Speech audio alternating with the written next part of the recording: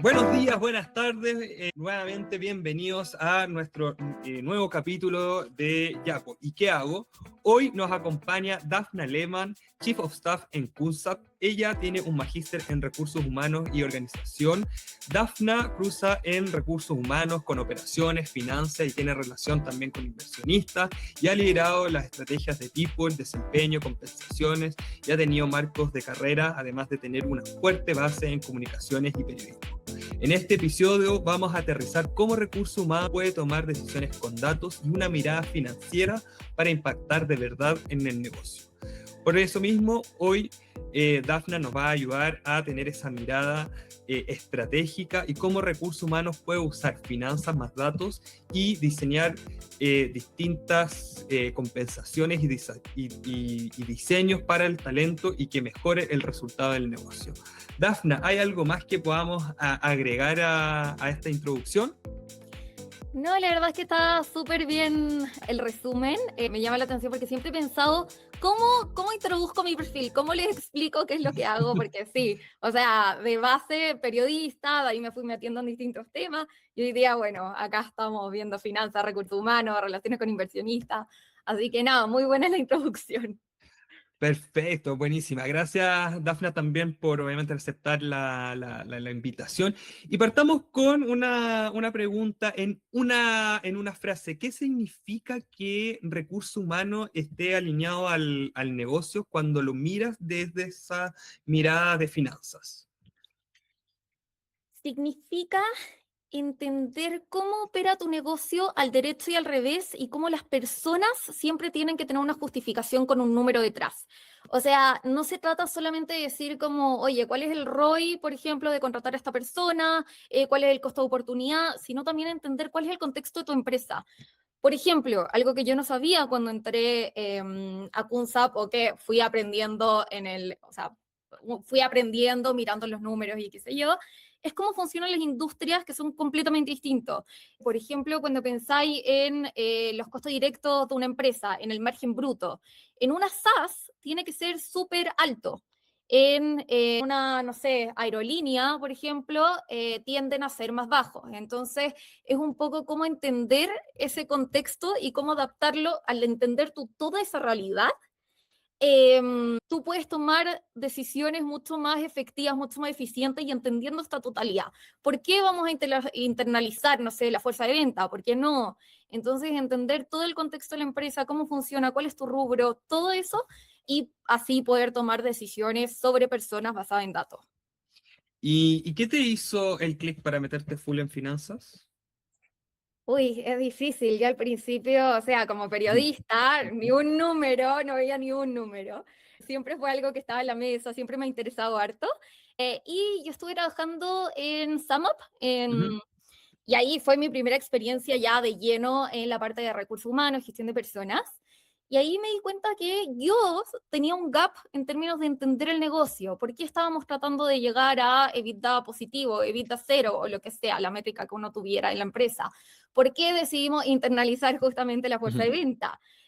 ¿Por qué estamos contratando personas en Colombia cuando podéis tener a alguien trabajando desde Chile para Colombia, etcétera? Entonces ahí yo dije, como tengo un gap y quiero llenarlo, quiero entenderlo.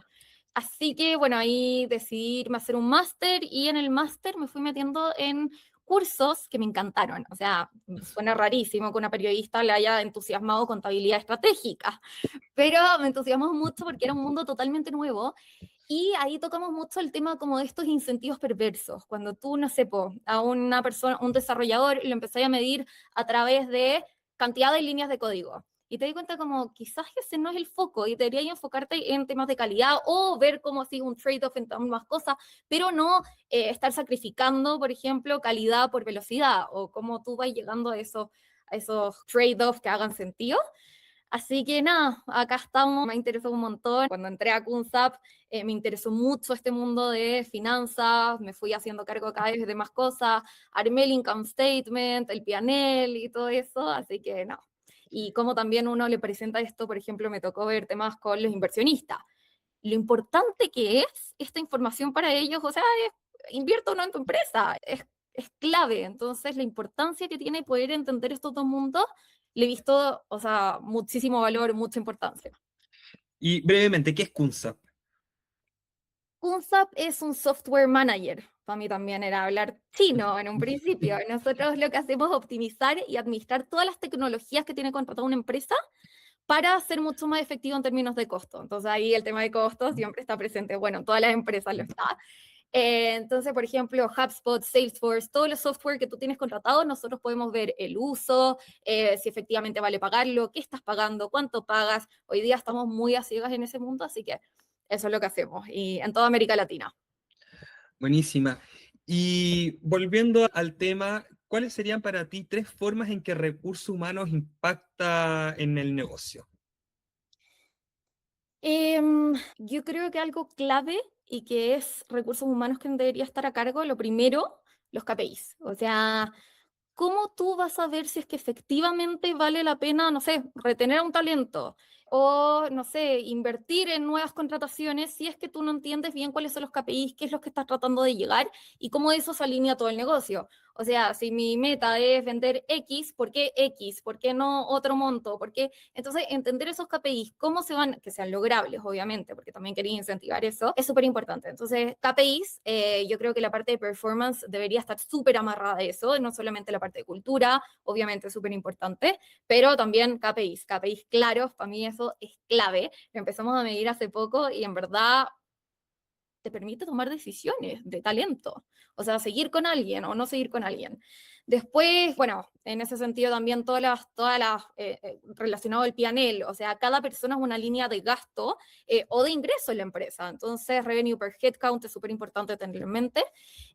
Otro sería, por ejemplo, el tema de caja, o sea, la oportunidad, el costo de oportunidad mensual para un rol, no sé, que nos demoremos más en contratar a una persona significa que tienes un vacío por cierta cantidad de tiempo, o también cuánto se demora esta persona en el onboarding, en efectivamente empezar a generar un valor en la empresa. Entonces ahí el flujo de caja es súper importante, o sea, entretener a la persona, no tenerlo, también considerar esta velocidad de aprendizaje. Y lo último es el tema del riesgo, todo el tema de rotación, o sea, la rotación de roles críticos. Siempre es súper importante estar midiendo la tasa de rotación en las posiciones clave dentro de los últimos, no sé, ahí va a depender obviamente del tipo de empresa, pero dentro de los últimos 6 meses, del año, etcétera. Bien, y aprovechando esto que dijiste del costo de oportunidad, la rotación, el performance, cuando una empresa dice que hay que ajustar los sueldos, ¿cuál es el error número uno que termina saliendo caro? Hacerlo sin ninguna base ni estructura. O sea, primero tenemos que saber el ROI. No sé, en el mundo de ventas es mucho más fácil de medir. O sea, Ujú. yo veo si es que una persona, si el ROI es positivo, o sea, que el sueldo y la contratación y el costo y el tiempo es X y que efectivamente los resultados en términos de revenue, de crecimiento del negocio, es 3X, ahí valdría la pena. Entonces, es súper importante entender cuánto te cuesta tener a esta persona, pero también cuánto te cuesta no tenerla. Eso es súper importante. Entonces, cuando tú haces un ajuste, obviamente tenés que considerar cuánto valor te está agregando esta persona en términos de ROI a la empresa. En ese sentido, necesitáis tener KPIs claros, necesitáis tener una estructura. Entonces, si una persona no está cumpliendo con su meta, no me está generando este ROI positivo, no está generando lo esperado, no tiene ningún sentido hacer un ajuste. También, bueno, tener bandas, yo creo que es mega importante. Me pasó que en una de mis empresas, en una de mis experiencias anteriores, no existía esto. Teníamos contrataciones alrededor de todo el mundo, en varios países, y había, no sé, un engineering manager de equipos súper similares, o sea, en verdad era comparable, ganaba el doble que el otro. Es ¿Estando decir, en países distintos o en el mismo país? en el mismo país, en el mismo país, pero venían de empresas distintas. Uno venía de una gringa, el otro venía de una startup, entonces son contextos distintos. Mm. Ahí tenías un problema con las bandas, o sea, obviamente esta persona te está pidiendo X, pero tú tenés que considerar siempre qué es lo justo y que hay que adaptarse al mercado. O sea, efectivamente, como tú decís, y la pregunta que me hacís, ¿son de países distintos o no? Eso es algo a tener en consideración. ¿Cuánto está pagando el mercado? ¿Qué estrategia de compensaciones tenéis? ¿Queréis ser líder del mercado o queréis tener, no sé, una estructura de compensación más variada, stock options, no sé, días libres, etcétera? Entonces, bueno, tenemos una estructura súper, súper armada y que en verdad haga sentido porque el tema de la equidad interna es fundamental. La gente no entiende lo importante que es, yo de verdad creo que no lo entiende, o sea, sí, puede que, pero no le dan la importancia que debería tener, porque va a explotar. O sea, esta persona que gana el doble que el otro, están en equipos similares, están en el mismo mercado, va a explotar.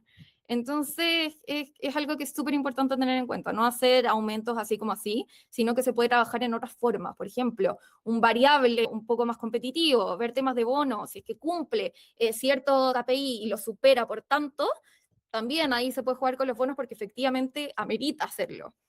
Y por ejemplo, para los cargos back office o para los cargos que no tienen una venta directa, ¿cómo le podemos dar un variable? ¿O cómo los podemos incentivar a que, por ejemplo, los podemos retener y no es una empresa que tiene una espalda financiera? Sí, ahí siempre es mucho más complejo medir el ROI, pero existe. ¿Ya? Entonces tenemos que establecer KPIs que estén súper alineados a cuáles son los objetivos. Efectivamente, no sé, por ejemplo, una persona que es desarrolladora, a veces tú decís como, bueno, si esa persona no está, a lo mejor no voy a estar mejorando el producto y voy a perder clientes.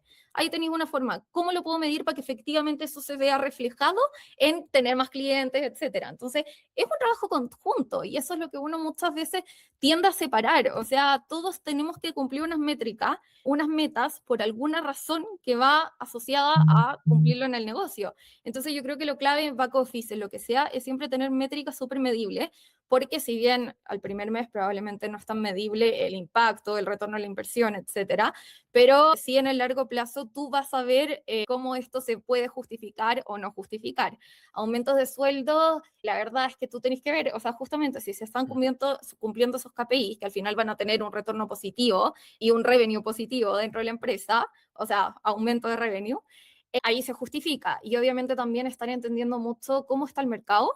Si es una persona que efectivamente te está generando resultados constantemente, es mucho más costoso perder a esa persona. O sea, ¿cuál es el costo de no tenerla? Entonces ahí hay que entender el mercado, hay que entender los KPIs y efectivamente hacer algo que haga sentido. Ahora, a mí lo que me ha gustado mucho es jugar un poco con la estructura de compensaciones, que no se base, sobre todo cuando es una empresa más chica, que no tenéis, o sea, no podéis ser, no sé, mercado libre. Entonces ahí, ¿cómo jugáis con otros factores? Podéis jugar con también un variable que se lleven todos. O sea, oye, si logramos a fin de año X meta, nos podemos llevar de no lo que tú tenés budgeteado, sino de la venta propiamente tal.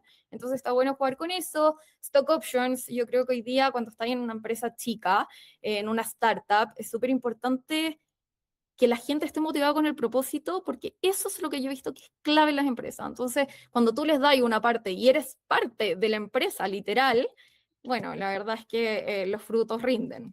Y cuando la empresa ya deja de ser startup y pasa ya a ser más consolidada, ¿cómo lo seguimos motivando y cómo mantenemos ese estado financiero saludable?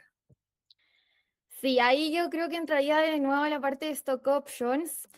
Porque en realidad sí mantenía a la gente motivada también, y la motivación rinde. O sea, la motivación al final se ve reflejada en los resultados que tú tenés como empresa.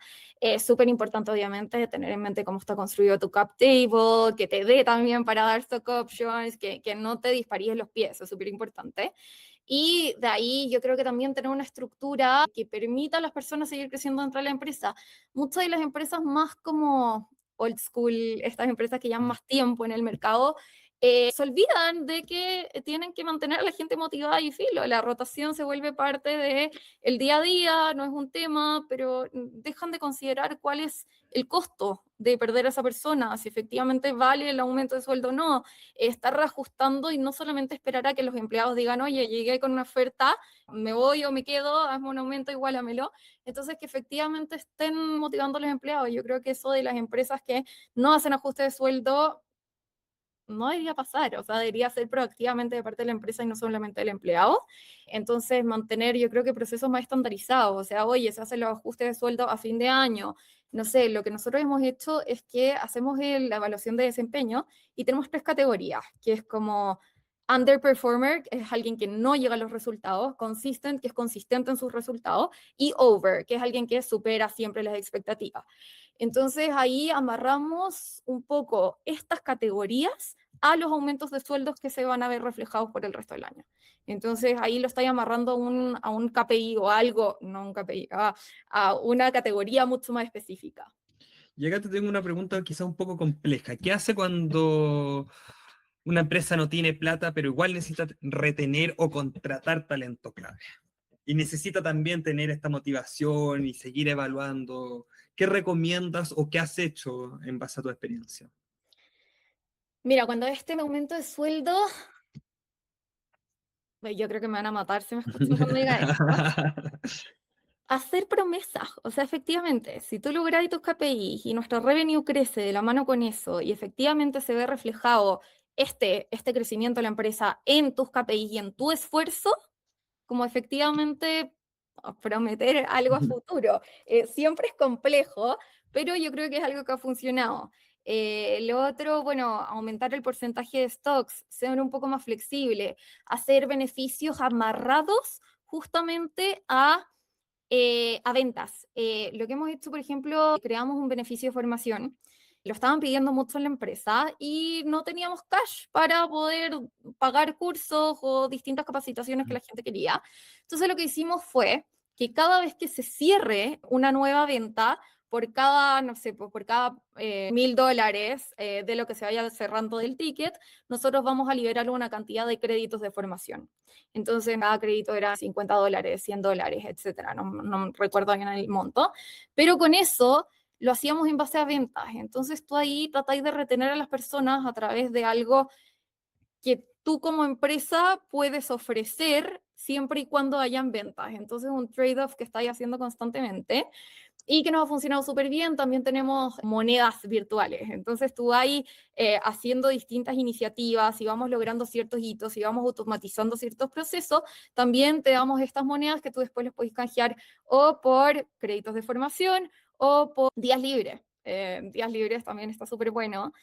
También, bueno, evidenciar la cultura que uno tiene. Creo que también eso es súper importante si uno trabaja en una cultura sólida. La gente también lo ve como parte de lo que uno pensaría. O sea, estoy dispuesto a quedarme en un ambiente más flexible, más amigable, versus que me paguen, no sé, un 10% más de sueldo. Entonces, ir jugando con distintos motivadores, entender bien cuál es la motivación de cada persona y hacer algo. Yo creo que cuando uno se puede dar ese gusto de hacer algo como especial para la persona, obviamente se abre, pero el tema de los beneficios de formación, lo levantaron 3 personas, lo abrimos y así estas tres personas que habían levantado el tema, están mucho más motivadas y así distintos beneficios que uno puede ir creando. Buenísima. Si gestión de personas o recursos humanos quiere ganar credibilidad con gerencia general en 30 días, ¿qué 3 cosas harías tú para que realmente te crean? ¿O qué formato recomendarías? A ver, primero algo simple, directo al grano. Mostrar que uno entiende el contexto. Eso es clave, o sea, hacer un diagnóstico sobre cómo está la situación en la empresa actualmente. Oye, nuestra tasa de rotación es de X, eso de no sé cuántas contrataciones, nos estamos demorando, ¿cuál es el revenue per headcount? O sea, ¿cuánto revenue es el revenue dividido la cantidad de personas que tenía la empresa?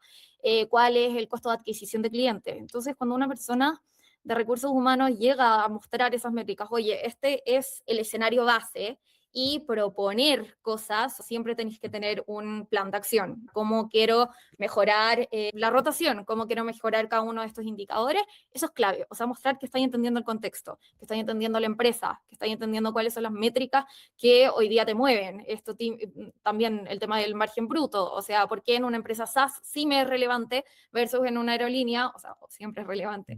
Pero digo, hay otros factores que pueden importar más o menos, así que entender primero el contexto. Esto yo creo que siempre es bueno y es algo que aprendí recién. Empezamos a usar Claude dentro de la empresa de Anthropic, es lo máximo, lo amo.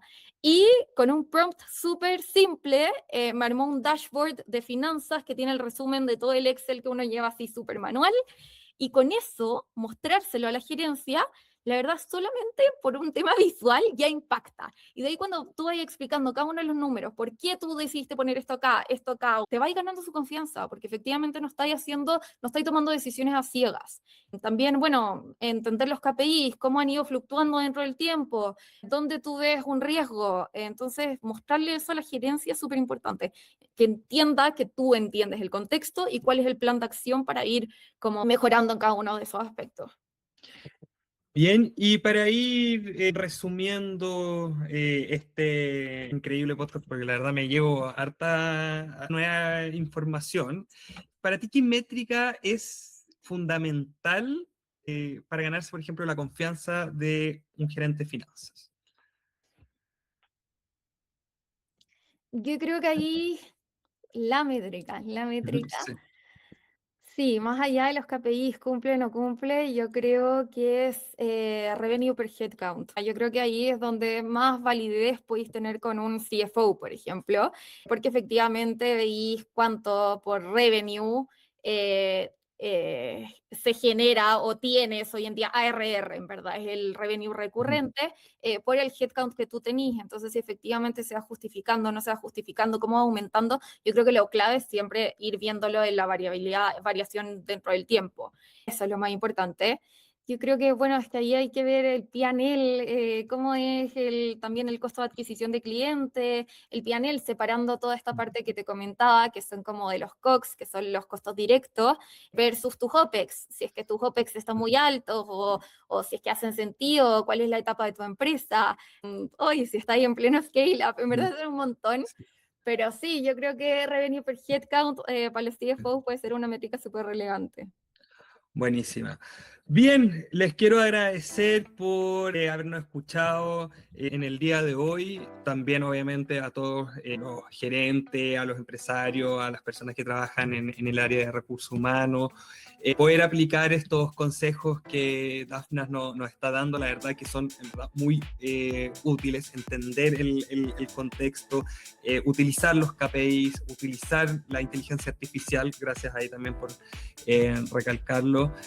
Me quedo con todos estos tips y también con estas métricas. Así que bueno, si te gustó obviamente este podcast, puedes seguir a Dafna también en LinkedIn, puedes seguirnos también en nuestra página web, en Spotify, en YouTube. Y bueno, nos vemos en el próximo capítulo, así que muchísimas gracias. Chao, chao. Chao, gracias.